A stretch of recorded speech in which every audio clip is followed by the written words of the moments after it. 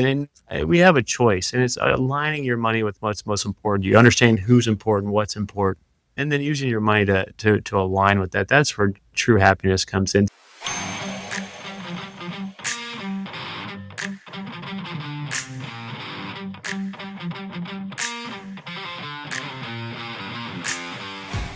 What if financial freedom isn't about chasing more, but choosing better? In today's episode of Seek, Go, Create, the Leadership Journey, I sit down with Dr. Nicholas Michels, author of Rich by Choice, elite wealth strategist and former professional basketball player. From growing up in a trailer park to turning down an $8 million deal to preserve his values, Nick's story is one of grit, faith, and purpose-driven leadership. We'll explore how he helps families build wealth with peace, not pressure, and why financial clarity is one of the most powerful forms of leadership. Let's dive in. Dr. Nicholas Michels, welcome to Seek, Go, Create. Hey, thank you. I'm glad to be here. I'm glad to discuss critical elements of success, and not just with money, but in life. So thank you. Yeah, we're going to have fun. For those that are watching, for those listening in, you can't see this, but he's got two monitors behind him, his book and shelves, and you got financial charts going, man. You've got things going on there, man. That looks good. I can take credit. All this is designed by somebody else. Right. I know that. Oh my goodness. My office too. My wife and our team, they run the show. I'm the same way. I'm in my studio in the corporate house I stay in when I come to Atlanta, and I'm more used to being in my RV. That's where 300 or so out of our 330 something episodes were recorded. I'm either in the passenger seat or there. So a little bit out of sorts here, but I believe we're going to make it work. It's going to be a fun conversation. So let's dive in. First question, would you rather answer, what do you do, or who are you? Pick it and start answering. Absolutely. I would dive into who am I? And really understand who am I, you understand my past. I want to take you back to my childhood. That's where it all started. And Tim, if you ever had one of those moments that completely changed your life, I was 10 years old, summer of 1996. I was a middle of four wild and active boys. It was fun. My dad was an entrepreneur, owned several businesses. My mom, stay-at-home mom. We were blessed. We were lucky. To be honest with you, I didn't even know what money was. I just knew, hey, things were good. We had a good life, but it didn't happen. And I remember it like it was yesterday. I was in my room. I had my room filled with sports posters, baseball cards, and ESPN on the TV. And my mom walked in and, she looks worried. And she puts her arm around me and she says, your dad and I are getting divorced. And, Tim, those words shattered my childhood, because it seemed like overnight my mom went from a stay-at-home mom of four boys to a single mom of four boys working three jobs just to survive. And things weren't great for my dad either. He struggled. As you can imagine, our entire lives changed. Security vanished. Comfort disappeared. Any type of certainty collapsed. It was at a very early age that I quickly realized how much money greatly influences your life. And you have a choice either for good or for bad. We had a big house to a small house. That good life I was telling you about, like I just recognized the good life, to my mom saying things like, hey, go get all of loose change and money around the house because we're going to need it. And this is why I love being here today, because it wasn't the stuff that hurt the most. It really wasn't. That wasn't the important thing. What hurt the most was watching the physical and emotional pain and toll that it took on my mom and my brothers. And, to understand who I am, you understand why I do what I do, because I care about you. I don't want you or any member of your family to have to go through that, because we lived it. And, it lit a fire in me. I wanted to read everything, but to understand everything. That way I could build, I could grow, and I could protect. And so, understanding why do I do and who I am is, yes, I'm a man of faith. I'm a father. I'm a husband. And I really enjoy helping people become rich with money. But I get more excited about other riches in life, whether it be faith and relationships, creating exciting experiences with loved ones, but then also protecting those riches, where no matter what happens in this world, because this world gets crazy from time to time, that you can have confidence in your future. But what's even more fulfilling is confidence in your family's future. So that would be my answer. What's interesting, yeah, and there's a lot there because I want to dig into some of those Yeah. things. The first thing that popped in my head when you were saying that, I think you mentioned you were the middle child, Mhm. and I'm always intrigued. First of all, the background stories are powerful because I think most people can point to some event in life that has impacted it. And it's very crystal clear. You said 1996, you were 10 years old. And you remembered where you are. You probably remember the smells in the room and the feeling you had and things like that. 10 years old is a pretty interesting time for us too. Mhm. You don't have to go through all that went through them, but I'm curious about your siblings Mhm.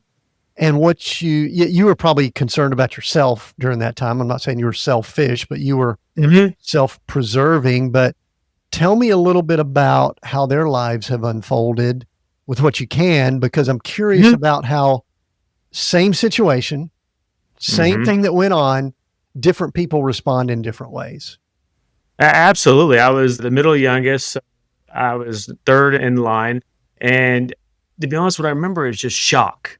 There's nothing wrong with different levels of wealth on where you live. I have a buddy, he goes to Africa and he has a mission trip there. It's a wonderful experience. He said the kids there are the happiest go lucky kids in the world. You just bring a soccer ball or anything, they're so happy because they don't know what they don't know. But when you go from a certain level and then it seems like overnight in a different lifestyle, then you quickly realize of A, what you had and then what you don't have. And so I think the real emotion was shock. But I will say this, my brothers are extraordinary men. You could say I'm the weakling in the family. I really mean that. They're great husbands, they're great fathers, they're present, they're trying. I mean, really, I mean, it's actually very, and I told my mom all the time, like, and I get to tell my mom this all the time. She's a client. She's my favorite client. I love all of my clients that I work with because they're like family. But you know how special is knowing what my mom went through to go, I can say, hey, mom, you never have to worry again. You know how special that is. But her greatest asset is that she's got 4 boys, all have degrees, all are successful, never been divorced. Great father's like, it's amazing. And I asked her how she did it, and she leads off with, Nick, a lot of prayer. I mean, I think all the 4 rowdy boys you can imagine. My mom's tough. So talking about how my brothers responded, it's incredible. They really are. To be honest with you, I wrote a book about money and finance and life. I'm still trying to figure out the secret sauce to how my mom went 4 for 4. I don't have that answer. I don't, except for God and a mother's Yeah, I mean, love. because that's the most intriguing, not the most intriguing thing, but I think that if we could peel away that secret, let's just be truthful here. Many times when there's that situation, you're 10 years old. I'm guessing you had a couple that were older. So probably, Mm-hmm. 12, 14, 16 years old, All a something couple like years that. apart. Yes, You sir. know, all kind of critical ages in development. Mm-hmm. And for all of them to be functioning and for nobody to kind of rebel and say, you know what, I'm just ticked at the world, or, relationships become a challenge and all of that. That's quite miraculous. Tell me more about your mother. Yo, yeah, she's tough. I mean, but and I think I see this and even having more appreciation because I'm a father. I have 4 kiddos, and I'm super fortunate. There is 0 chance. I mean, I pray this never happens to be a single parent. Like, my heart and hat go off to single parents all around the world. Like, what you do, if you're a single parent listening right now or watching, God bless you. You're incredible. Like, I really mean this with all my heart. I don't know how you do it. It's amazing because I appreciate my mom even more now that I'm older with a family. Like, I don't know what I would do. I mean, it's amazing. It all turned out good, but it doesn't mean that there weren't bumps along the way. I saw my brothers change and go through some struggles afterwards, whether it be confidence in who they are, their identity, try and find out. Cause that's tough on a kid when you can wear certain clothes and have a certain lifestyle to now not. I mean, I'm not saying it's right or wrong, but that impacts kids' psyche of confidence and where they fit in and having to overcome that. So it absolutely went through our struggles and hardships, but I'm telling you what, as of right now, it's a success story. And I really mean it. I am the weak link between the 4 boys. My brothers, they're good dudes. So you Yeah. mentioned prayer. So what was the faith component like in the household? And when there's a divorce, and I believe, were you in the South? Were you in the Texas area Mhm. growing up? Mhm. Sometimes when there's divorce situations in the Bible Belt, there's quite a bit of, let's just go ahead and say, judgment that can be Mhm. thrown on people. I mean, was there an ostracization, or were y'all ostracized, put out? You know what I mean? What was that like coming along too? And that is a really good question. In fact, I should have brought this up. Piggyback on what you're saying is I really didn't see the statistics of divorced children until about 7 years ago. And you hit the nail on the head earlier. Like when it comes to alcohol abuse, drugs, things like that of divorced kiddos, it was eye popping. Like you talked about, and so you're right to go through that. But no, I wouldn't say. And again, I was 10 years old, so there's probably a lot that I didn't see that maybe my mother hid from me or protected, sheltered us from. But there were, a little bit of that, but also too, it could have been a thing like we didn't have the finances to do some of the things and be involved in the things that we used to. So it could have been a mixed bag of a lot of what you're talking about, but also too, when life changes like that, your Wednesday evenings, your Saturday evenings, your quote unquote family gatherings, get-togethers, they completely change. So was y'all involved with a church or faith community at Mhm, all? What was that like? I'm trying to understand what happened with 10-year-old mhm, Nick that then later led him to the financial success and also the financial teaching and all, because mhm. I think, and we'll get into your relationship with money shortly. I think later we're going to have a fun conversation just about faith and money and things like that. But Mhm. what was your recollection of faith or God or anything like that? Because it's easy for that to be impacted when you go through the times that you did.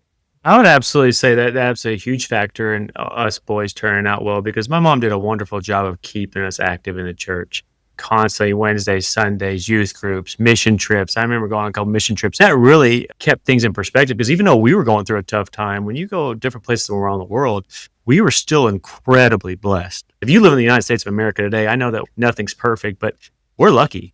Look at different places around the world. And so I think my mom keeping us active in the church, surrounding us with good pillars of strength really helped us as well.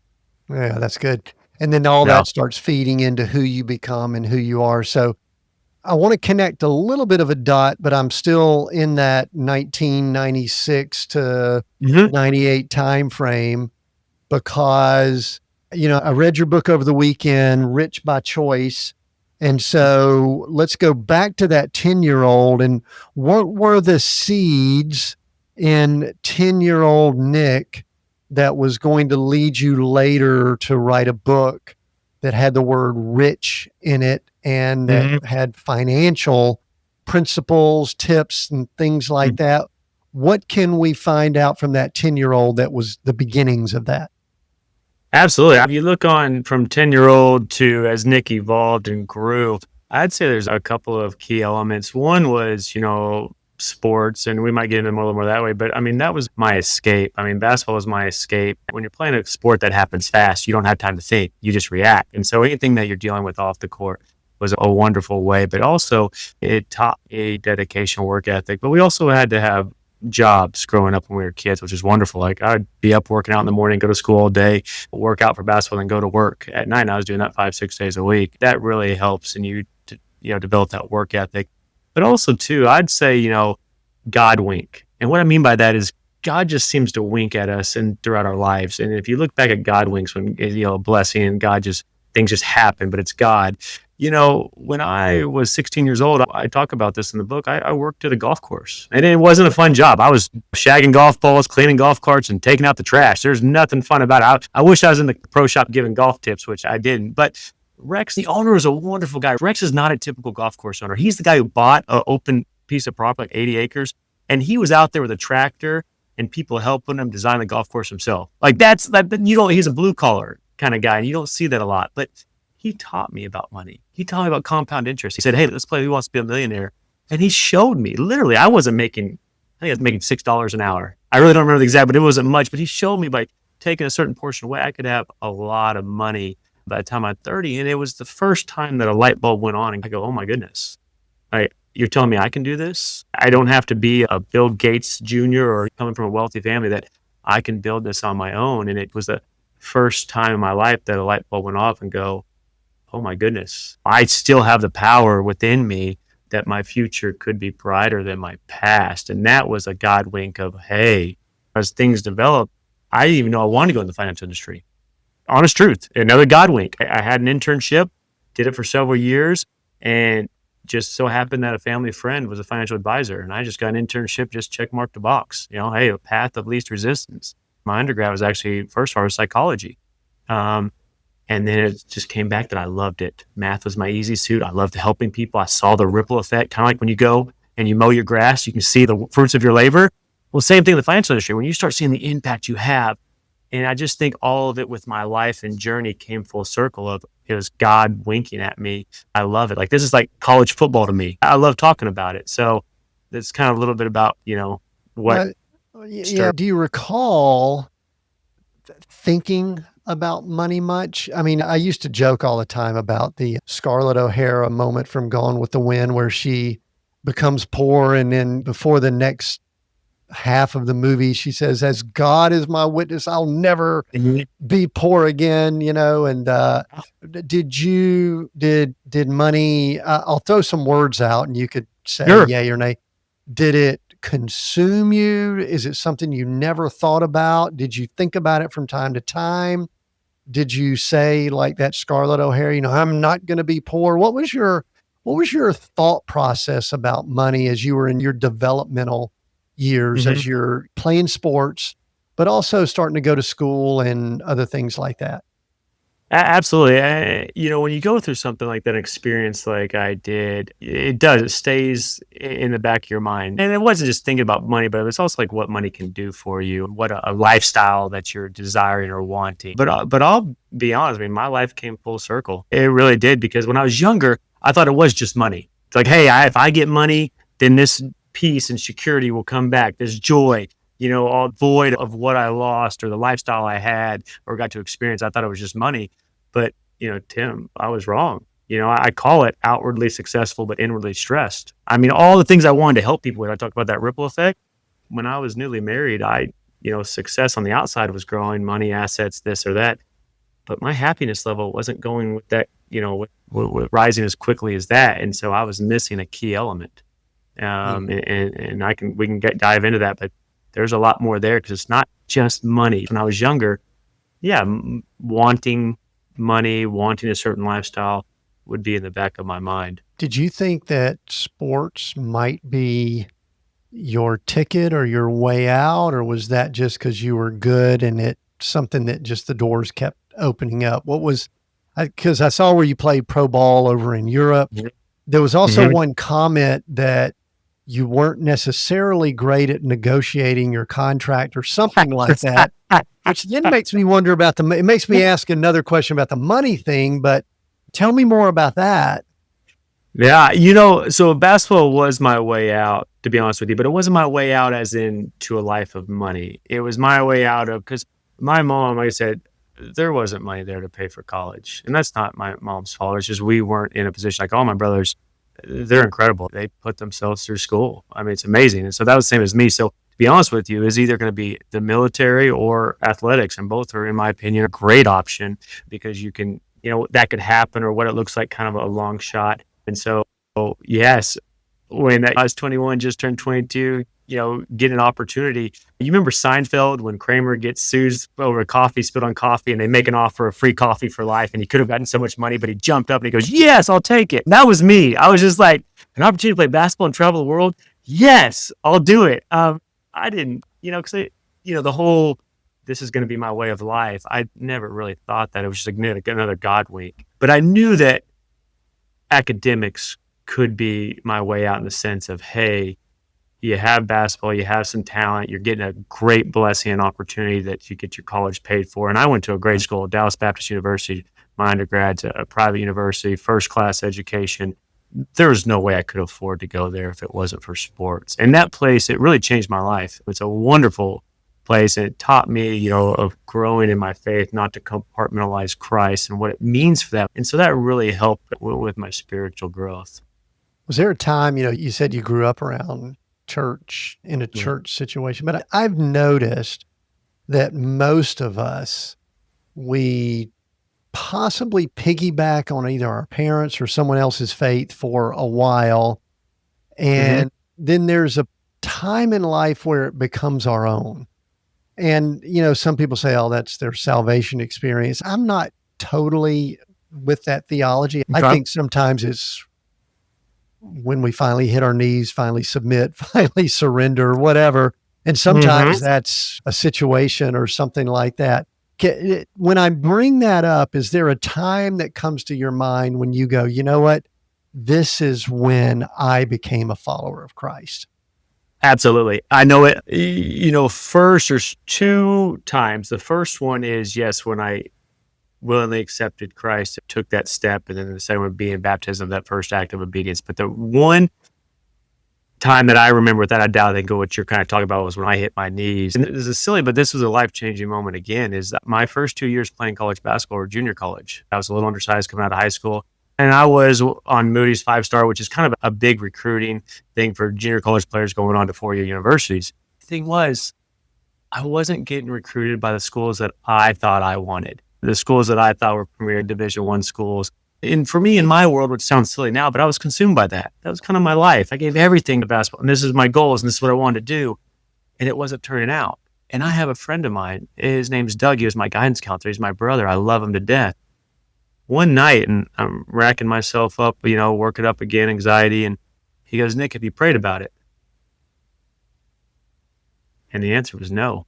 Yeah, Nick, essentially, did you turn this over to God? No.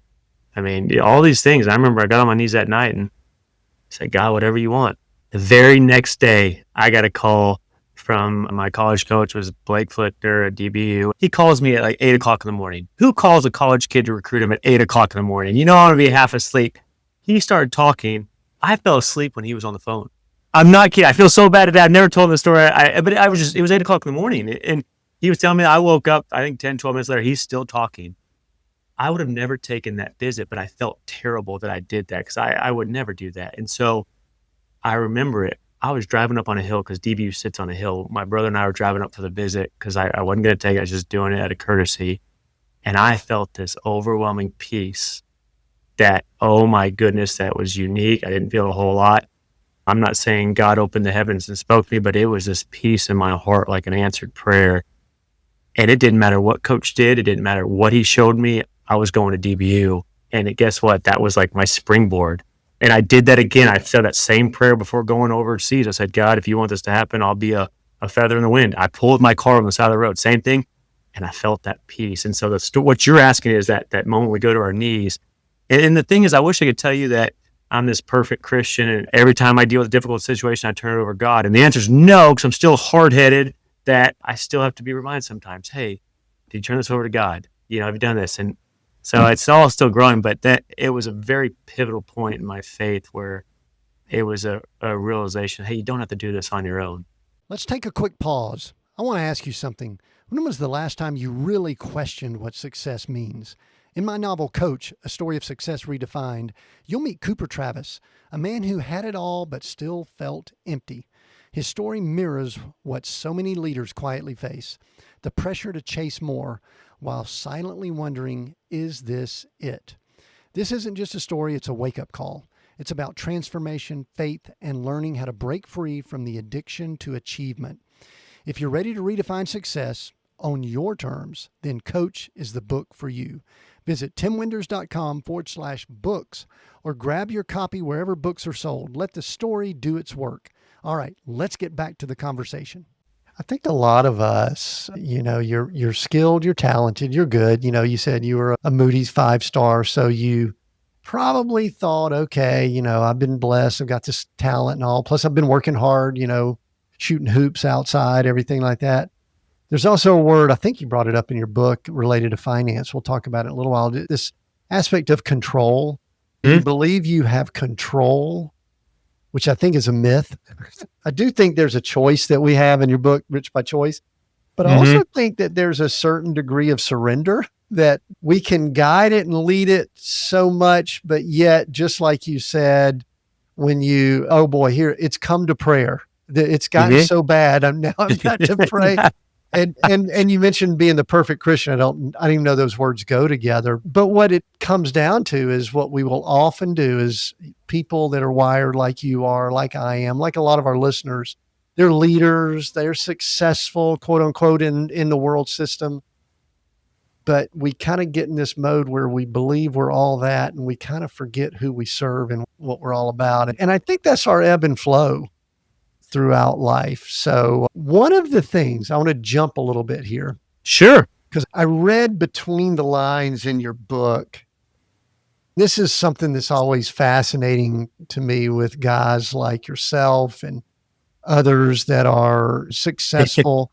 They've done well in certain things.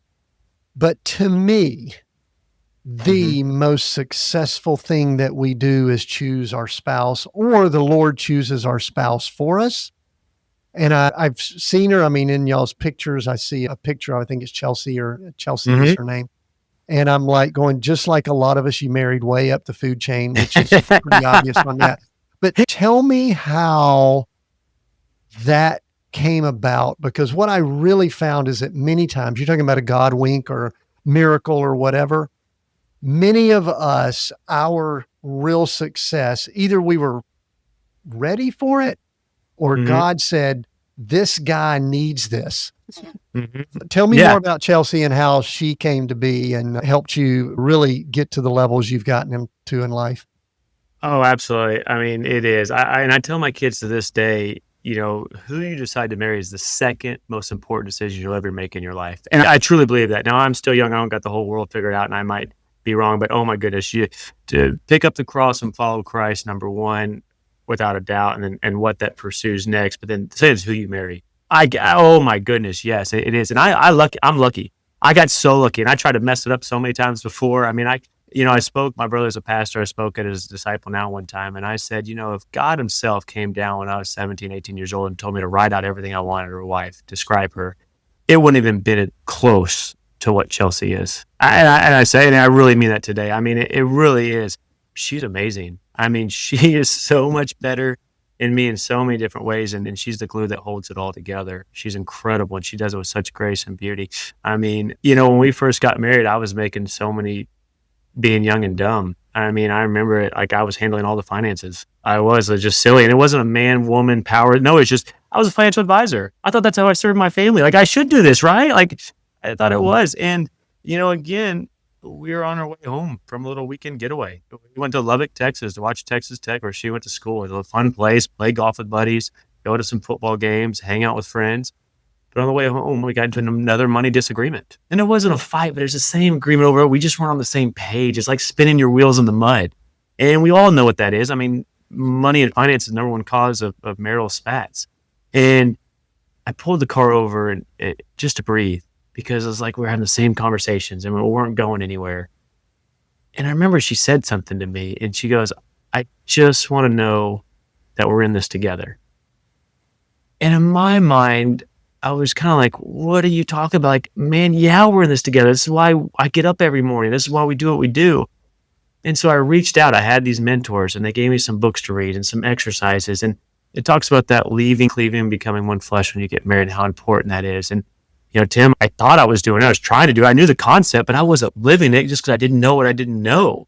And that sparked something in our marriage. We did this exercise together. It's the vision statement. You take 10 pieces of paper and you go to your own parts of the house and literally you think about your life and you write out everything you want to accomplish. And not just, hey, I want to retire, or hey, I want to start a business, or hey, I want to start a podcast. No, you go into detailed specifics of what that's going to look like, when you're going to do it, the exact life, how you're going to travel, what your hobbies are, what's your relationship like with your kids and family. And so you write it all out and then you come together and you go over it. We had a lot that were similar, but we had a lot that were different. And that was fun. We learned a lot about each other, but it was us getting together saying, hey, Chelsea, what do you want? What does that look like? Why do you want it? It's silly that life was coming at us fast. We didn't do those things, and not in the detail that this exercise that I go over in my book and that we did together. But Tim, that moment completely changed our relationship because, I'll be honest with you, saving, investing, it's boring. I mean, I was getting my paycheck, money coming out. That's not fun. But when you're building something together, you get excited about it. And so us doing that and us, yes, running a company together, It's so much fun. And none of this would have been possible without her. Yeah, and it highlights something. I think we'll go ahead and go into this now. Right before we hit record, I said I love talking to what I call money guys, that, money is in your DNA with what you do, and it's part of your business and everything. And there's a faith component to it, because I love tying in the biblical and the faith component with money, because I think in many circles it gets really weird and Hmm. people don't know how to do it. And anyway, it can get odd. I think the same thing can happen when we're talking about husband and wife. It can often just be difficult for people to talk about money. I can't relate to that, because often I think I talk too much about money. I mean, it's like, hey, how much did you make, man? What's your car, man? It's like, oh man, how much did you make playing college ball? Playing when you were playing pro ball. Come on, man. And that's a taboo, unfortunately, in the world we're in. I'm like going, nah, I mean, let's talk about it. But talk about whatever you want to, related to the challenges with faith and money. And then to piggyback on what you just mentioned with the difficulty that Chelsea and you had, just talking Hmm. about money is tough for people.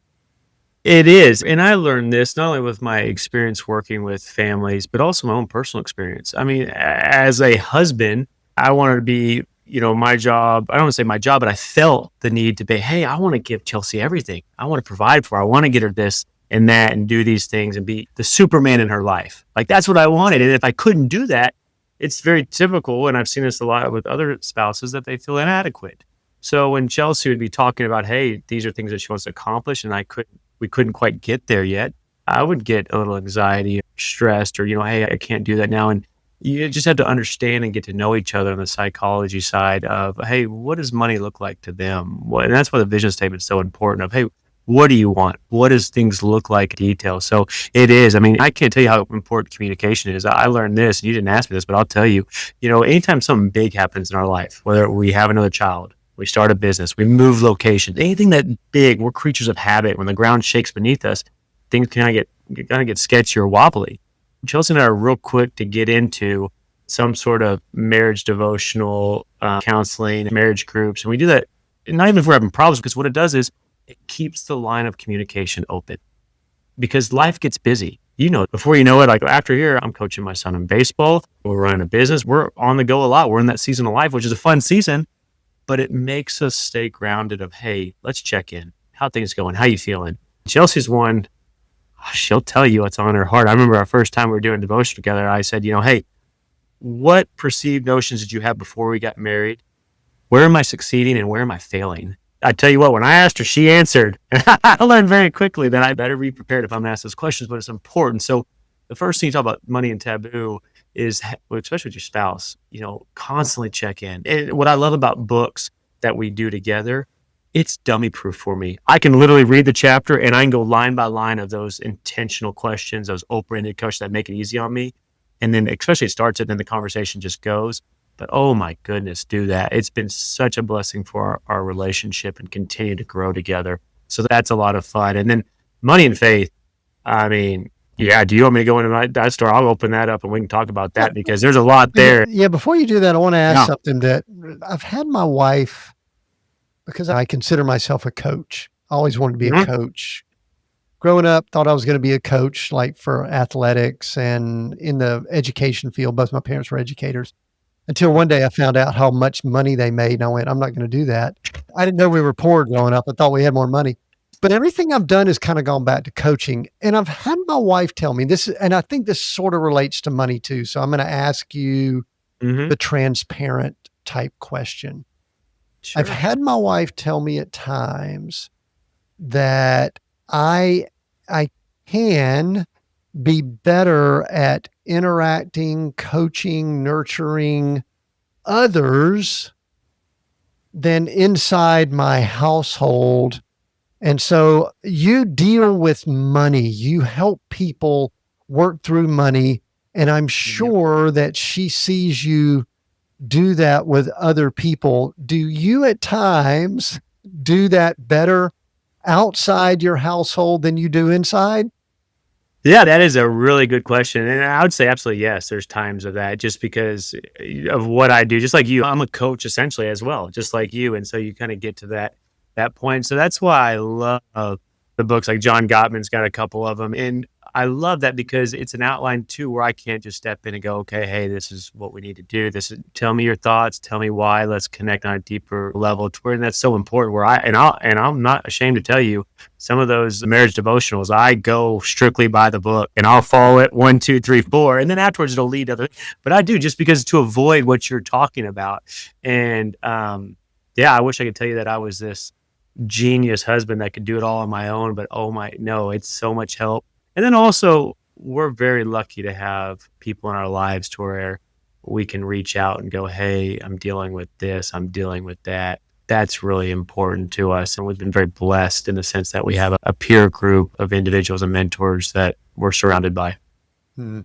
I notice also that you have a foundation. We have a foundation with our family also that we are attempting to do some things together to give, to educate, and other things Hmm. like that. Tell me just briefly about that. I think a lot of people don't understand that concept. I don't want to spend a lot of time on it because I want to Hmm. get to some things that are in the book. But tell me a little bit about your foundation and what y'all are trying to do there with your kids. And give me the ages roughly of your kids, because I think many times the foundation, you're probably tying your kids in with it too, where you can, I'm guessing.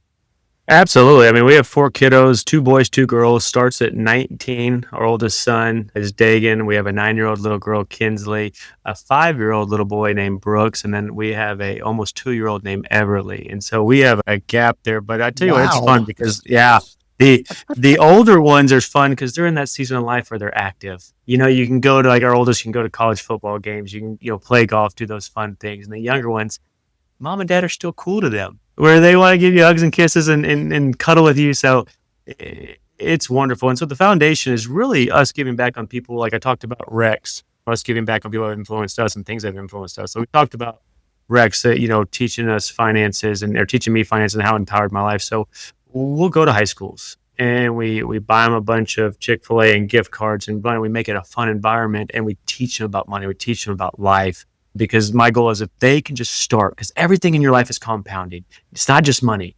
And if you can start a money education, you can spark an interest like Rex did with me. Guess then they'll pay attention and something else will come along 6 months or a year later and they'll catch on to that. And then it just starts their growth period a lot faster. And then they're seeing it from someone who was similar to them, walked in their shoes. Because I'm not a teacher and teachers are wonderful, but I'm someone from the outside that not getting paid to be there, just doing it. And so we have education material where they can jump on and start to learn even more. We also do things like sending kids and families to camp, and it's church camp. Like we go to family camp. It's been amazing for our family. So we have some of the Proceeds Foundation send families to family camp, which is like going to church camp, but entire families go. It's amazing. It's really neat dynamic. And then we send kids to church camp in the summertime just because those things helped us when we were younger growing up. And so our foundation is, trying to give back on things that we've been blessed with on helping people. And I truly believe this, that our goal is to give people a hand up, not a handout. And there's nothing wrong with a handout because some people need that from time to time, but really try to help people elevate themselves to where they can create a better life on their own. Yeah, that's good. There was something you mentioned. I kind of brought it up earlier, but in the book here, it was a chapter where you talked about, I guess, one of your girls had been rushed to the hospital and there was a sickness and all. And we can mention that. But I Yeah, highlighted that week changed me sure. forever because I finally understood control is an illusion, but love, Mhm. purpose, and gratitude, that is what remains unshaken. I also at times think that if we put our trust, this kind of goes back to a faith thing, our trust Mhm. in the finances, and it's interesting the word rich. We'll talk more about what rich means shortly. Mhm. I, there was a period of time where I put quite a bit of trust, and I was saved and following after the Lord, I believed at the time, but I Mhm. put a lot in my bank account and what I had. And I think that that was a bit of an illusion for me also. Talk about control, and I'm kind of tying in a bit of a faith component with this Yeah. too, and how much of what we think we control, we probably don't. And I think people that are wired a lot the way we are and the listener is, we really Mhm. desire to have that control. So just whatever you want to say about it, just share. Oh, absolutely. And if someone has that desire, you talked about how you were a little bit more control on your bank account. I mean, that's human nature. I mean, we're imperfect creatures trying to live in an imperfect world. So don't beat yourself up over it. I mean, my daughter got really sick and not to go into the details, but they didn't know what was wrong with her. And some of the symptoms she was showing was very similar to cancer patients. I mean, we would transfer to the cancer ward. I mean, can you imagine walking in to the cancer ward with all these beautiful kids, but they're fighting for their life? And by the grace of God, it comes out that it was something really simple that she had was cured, and we were out within a few days. But leaving that cancer ward, there's a bunch of kiddos there that never left, and that's heartbreaking. But they're beautiful kids and smiles on their faces, and I mean they just so strong. And you realize that control. Oh my goodness! I mean, there's nothing. If that was my daughter and that was God's fate for her, there's nothing I could have done. But the control is an illusion. And also too, putting, like you talk about, your faith and where you focus on what's on your heart. If it's just money or pride in that, I mean, that there's not a lot of happiness in that. There's not. And so when it comes to control, you've got to put your faith in God. Now, I will say this though, when it comes to control, it's not really control, but God, we're made in God's image. And part of that is intellectually. We can absolutely grow in intellect and choose to make the right choices to benefit not only our money, but our lives as well, and be proactive and intentional. And you can control that. You can control your actions. Now, a lot of things we don't control, but those things you can. So it's kind of a balance of, hey, what do they say? Control the things you can control and pray about the things you can't, which there's so many things that you can't, which I'm the first to admit that. But there are some things that we can be intentional about, going forward. But there's a Yeah, big difference. You are correct. sure. Your daughter's doing well now. Oh my goodness. There's one thing that was wow, but yes, thank the good Lord. She's good. She's sassy as ever. Gives me attitude, but she's wonderful. Very good. All right. So, talking about control, if I look over your right shoulder, Rich by Choice is your book. I've got Mm-hmm. copy right here. Yeah. I'll hold up for those that are watching. Mm-hmm. The subtitle is Take Back Control, Mm-hmm. Master Your Money, and Design the Life of Your Dreams. So, obviously, there are some things that we can't control, but then there's some things that we can. That's where this Rich by Choice comes in. We got a few minutes left here. So, Mm-hmm. tell me the purpose. Why'd you write this book? And then let's Yeah. hit a few nuggets. Why'd you write this book? Yeah. And see what we can glean through Out of Control as far as money goes. So tell me more. Yeah, there's actually a lot of events that came into place at once, to the financial world. And I wanted to document, almost journal everything I was learning to simplify it. That way, and I was doing that. But at the same time, my pastor did a series. Pastor Rick says what the Bible doesn't say. It was a fascinating experience. He talked about a lot of different things in there, like that people would think, hey, the Bible says this. In reality, it doesn't. Like one that caught mine. Well, everyone knows, hey, the love of money is the root of all evil. It's not money is evil. So that's a very common one. He did that one. But another one he did was gambling, betting. Now, I'm not here to say one is right or wrong, so please don't think I'm judging anybody. But he was in seminary school, and he had his buddy, Pastor Rick, came up to him and said, hey, did you know that betting or gambling is against the Bible? It's a sin. And Pastor Rick goes, you know what? I'll bet you $100 you can't find anywhere in the Bible where it says gambling's a sin.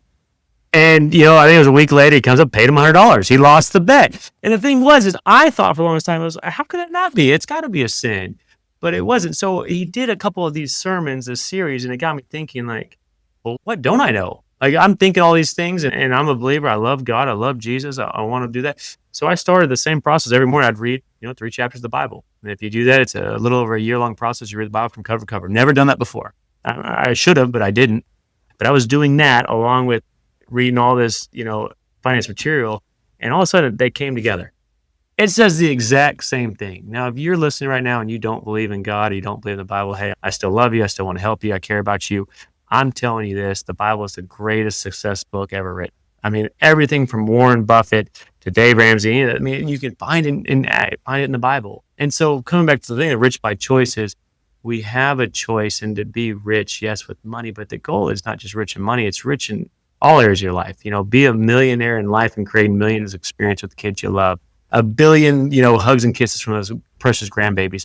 That's what rich is. And yes, money is a part of it, but it's not everything. I've seen lots of families that are $100 million more, and they'd probably give a lot of it up, or if not all of it up, to take back a few things in other areas of their life. Now, again, the flip side of it, the other extreme is having no money and thinking poor is being closer to God. That's wrong too. Because if you follow biblical advice, you will grow and enrich, riches in all areas. And, rich in faith is the number one thing. So that's what it is. And we have a choice, and it's aligning your money with what's most important. You understand who's important, what's important, and then using your money to align with that. That's where true happiness comes in. So you can control the being intentional with your time and your money and things like that, and building the life that you want. And that's what I love about it, because it's a different book. It's not just, hey, you need X percentage in emergency fund, which is important, but it's not. At the end of the day, we're all uniquely different in a wonderful way. Our situation's different. And what might be great advice for you might not be great advice for me or Bob Smith up the road. So it's understanding who you are, what your desires, and who you want to become in the life that you want to have. Also, what kind of experiences do you want to create with loved ones? And then you learn the money tactics and you bring them together. And that's what I've learned, that, hey, that's the control. We can start working towards that. Once you start taking those little steps, that's where you start to feel more joy and more happiness, which is what we're all searching for. I love how you broke it down that, yeah, I think you had three big categories. And I'm getting to where I enjoy books that have, I'll say, short sections in them, little mini sections just to kind of read through. And I've actually been writing some fiction, and I'm trying to have that fiction be shorter chapters. I just think people's attention spans are more like that. One of the things I know, and this is the thing that I really like to ask people that are in positions like yours, I know that you have the opportunity to interact with, and I'll call it minister, coach, work with a Mm-hmm. pretty large number of people. What are some of the things that you observe, maybe some of the biggest mistakes you see that Mm-hmm. people make? I know you're not going to Mm-hmm. call out any names. What are some of the Mm-hmm. biggest mistakes you see people make that you can share, that we can learn from? And then what are some success stories that you can share that just will encourage and uplift us? Absolutely. Mistakes, a lot of them are just not being intentional. Like, it's a life by design or it's a life by default. I mean, and not making or not taking action is a decision. So that's the biggest thing, is just taking the time. We live in a fast world. I mean, life comes at us fast. I get that. But take the time to sit down and really internalize who you are, what your strengths and weaknesses are. What do you want? What's important to you? What's the life that you're going to live? Some people don't know. Well, I have an activity, the book talks about your happiness island. Look back over your life, and when were you most happy? Who were you with? What were you doing? But then the common ones also on top of that are, hey, yes, live below your means. Can't spend more than you make, and, save, give. Those things are definitely important. So mistakes, are the ones I see, are very common with, what you've probably heard before. But the fascinating thing about my job, what I love, is talking about the characteristics of success. So I get a behind the scenes look at a lot of successful people, a lot of success, and success isn't just dollars and cents, but you start to see people that are happy, successful, and successful across the board in their life, and what they define as success, not just money, but relationships, love, joy, security.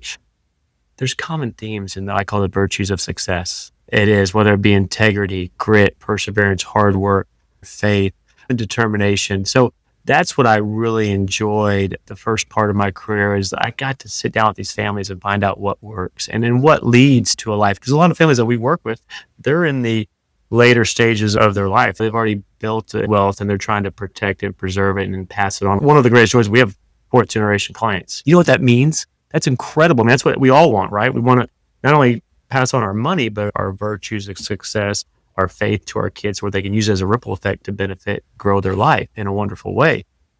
That's amazing. And so I start to see these similarities, and it might be a little bit different, or they're used and geared towards a different way, whether it be real estate, oil and gas, or this or that, but all the virtues of success are the same. And I talk about that in the book. They're all doing the same stuff. It's geared towards who they are and their uniqueness of their lives. But I find that so fascinating, and I love that. And we can all do it. That's what you talked about, you being in sports, right? Being in sports, if you're 6'8", 250 pounds, and you can run a 4.240, that helps you. But guess what? In the business world and money, we can all do it. And that's exciting. What is something that's always interesting to me about the role that you have Mm-hmm. is what sort of pressure do you feel overseeing, guiding, leading, managing, whatever words you want Yeah. to use, this important part of people's lives? What is it like knowing that you've got 40, 50, 100, 300, whatever number it is, that they are coming to you saying, here? And we know that there are ups and downs in the economy and different things like Mhm. that. You talk about that some, but I mean, do you feel any pressure at all? Yeah, that's a really good question, and I definitely have been asked that several times, and the answer is none. I don't feel any pressure at all, and I'll tell you why. No, really hear me out. It's not because 'cause I'm being arrogant, I just hear me. When I first started in this industry, to be a financial advisor, to get hired on with a good firm and pass all your exams and tests and then build a business, especially when I started in my 20s, is almost impossible. Like, it's tough. It really is, because I didn't come from money, none of my family had money, so I had to build it, and the thing is I had these mentors. And when you're growing a business, whether it be in the financial or any type of business, there's certain activities, key activities. You have to find those. They're drivers that if you just focus on these and you just do them over and over again, I found those. And then what was great is when I would leave the office at the end of the day and at the end of every week and the end of every month, I had this great peace because I just knew that if I did these things, the results would take care of itself. Now there's some ebbs and flows, but I did it. And I've learned that too in this process, that I've had very blessed to have great mentors that had great success, great education, pursued it because I enjoy it and I find out what works and I stick to it. Like, I'm not trying to reinvent the wheel. I'm not one of these guys that says, hey, let me tell you what I've learned. It's completely new and different. No, what I do is what's worked for generations upon generations. And that brings me peace knowing that, hey, it's proven. And I can tell people too, if they come to me with different ideas, I'll say, hey, I hope that you hit it big. Like, I got this great stock tip, Nick, from my work buddy. It's gonna pay out. I'll tell him, hey, I hope it does. I really do with all my heart. But unless you're taking financial advice from somebody that you work with that owns their own private yacht, private island, and private jet they take to their private island to get on their private yacht, you probably shouldn't take the best of advice from them. But the point is, I don't feel pressure just because now we have a proven process that I stick with it and how we put everybody through it and every family. And so we work on that from one generation to the next. And we work a lot too on building up the next generation. Time at Yale, they talked about 85% of the problems that people go to talk about book can go down to two things, because most generation, when you talk about inheritance, it's dried up and gone. Now, as parents, that what's our number one goal? Lead our kids to God and then help them create a better life than we had or we had. But no one's talking about what can you do to do that. And so we just stick to these proven principles. And I mean, it's almost like an old school football coach that just stuck in their ways. We just do it over and over again. Works. And so it makes my job easy. I know it's not the answer you probably wanted, but it's the truth. No, it's interesting. I've got over to my left here, I've got a picture of Vince Lombardi. Oh, What this is how you tie your number shoes. one. This great book, and I haven't thought of this book in a long time, but when you were saying that, I was thinking about this book, When Pride Still Matters. It was a biography of Vince Lombardi. Great book, by the way. And they tell the story of Vince starting, and these are professional ball players too, holding up a football and say, "This is a football," to people that have been playing for some time. And some of these principles are just tried and true. I think sometimes we try to get cute. We try to get, fancy. And listen, I love me. I've got quite a portfolio of Bitcoin and things like that. But then there's just some basic stuff too. We got just a couple minutes here. Sure. Tell me who should, and the answer is not everyone. I guess it could be, but who should go out and get this book, Rich by Choice? Who is it for? Who'd you write it for? Yeah, absolutely. The answer is everyone. And I'll tell you why, because I receive a lot of coaching. And they're like, hey, you got to find a niche and you got to get to a point where you only work with certain types of families. As I've gotten older, I understand that, hey, there's 8 billion people in this world. I can't help them all. They all can't become clients of Michael's Family Financial. I get that. And, we work with a select group of families, usually at their closer retirement or exit strategy from selling a business that have, wealth already built up. And so I wanted it to all people to show them one thing of what money you can build wealth, but it's not everything. My goal was to show people that the Bible is the greatest money book ever written. And I show all the different fundamentals that the Bible talks about. But then the goal is for them to go back and go, okay, the Bible helped me with money. What else can it help me with? What else am I missing? And so that was a really important concept. And so, I mean, that's for everybody. It really is. But it's also too to say, hey, how do you build a life of purpose? How do you be intentional of building the life? Because we're all searching. We all know what we're looking for. We know what we want. We know what's going to make us happy. How do we go out and get it? Because paralysis by analysis is real. I mean, everyone, there's a overflow of information out there. What works? And so that's really what it comes down to. Writing this book, yes, it's bestsellers and things like that, which is wonderful. That's fun. But what I really love is these success stories. We've had not only the reviews, but people come and tell me whether it be a single mom of kiddos using the budget strategy to create some room to breathe every month. That's a blessing for her. All the way to the other end of the expression of people who, you know what, they got to a point where they sold their business for $10 million and they thought that was going to be the pinnacle of their life. Like everything, oh, it's amazing to only have that moment not be as great as they thought and to have unfulfillment. I mean, so to help them with purpose. And then everything in between of people, hey, am I ready to go to retirement? Am I prepared? Am I going to be okay? So that's really what it is. And it's not just all about money. It's about your life too. Yeah, and you tie a lot of that in, and I appreciate that. I appreciate that it didn't have, and at times I actually love getting into a lot of technical things, Mm-hmm. being an engineer with my background and all that. But I think it was written at a very, like I said, digestible way, for I don't say the average person, that's not the right way of saying it, but for the Yeah. person that might be intimidated by financial conversation. It's not that way. Tell people where they can find you, where they can get the Mm-hmm. book. We'll include things in the notes, but websites or wherever they can go Yeah. to find you. And then we'll wrap up here because it's been a great conversation. No, Tim, I really appreciate this. Yeah, absolutely. And I want this. I've got a couple of free resources for you, because what we're talking about, it will help your life. It'll turn worries and concerns into confidence and peace. If you go to the website, which is richbychoicebook.com, www.richbychoicebook.com, right there in the front, it says free gift. Click on it. It'll be a little green box. Put in your email address. You'll be able to click what's called compounding. It's so simple. There's a step 1 and 2. And I'm going to send you a free chapter. It's about compounding. What I love about it, talk about being intentional. And what it does is whatever area you're struggling with right now, whether it be your marriage, your relationships, kiddos, yes, money, business, faith, because every aspect in our life is compounding, either for good or for bad. And it teaches you how to take control of that and really be intentional with your time and effort and resources, like being stewardship with God. It's not just money, it's everything.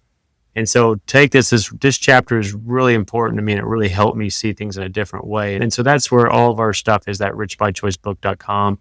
And then from there, there's 3 other options you can take advantage of if you want. Yes, if you're looking for help and you want to work with us, wonderful. But also too, if you want to learn to do it yourself, wonderful. We have options for that on there too. So you can take it, whatever's best for you in your life right now, because that's our goal, is just to help. But like I said, my whole goal for doing podcasts is if you can learn one thing that excites you, gives you hope, wonderful. That's all we want to do. Well, I've enjoyed the conversation. I'm actually scrolling through here, looking at the website now. There's a lot of stuff there. I think there was a link that went to your family corporation from Mm-hmm. the Rich by Choice. So anyway, those are tied together. We'll include the links down below. I enjoyed the conversation. I love talking faith. I love talking about money. I love talking with people that are helping people through this process. So the book is Rich by Choice. Take back control, master your money, and design the life of your dreams. There's the copy right there. So you can see that. We'll include the links down below. It's Nick, but we'll go formal here. Dr. Nicholas Yes. Michels. So what a great conversation, man. I appreciate it. And we didn't even get into talking about, the state of Texas and all that's going on there. And I'm over in Georgia, all this kind of fun stuff. But what a great conversation. I think this will get things started for you. Go get the book, go check out some of these resources, and let Nick kind of lead and guide you. I could tell he's got a big heart that he just wants to help lead and guide people to a better place. And that is what we're looking for here at Seek, Go, Create. Those 3 words kind of mean all of that. We have new episodes every Monday on YouTube and all the podcast platforms. Keep checking us out, keep sharing it, and just keep coming back. We'll see you next week on Seek, Go, Create.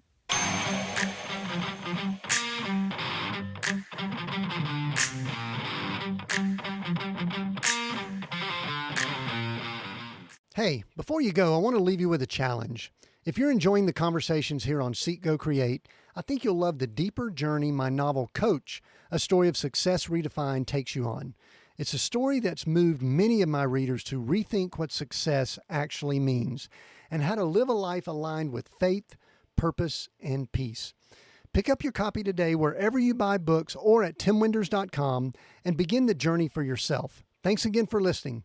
And as always, keep seeking, keep going, and keep creating.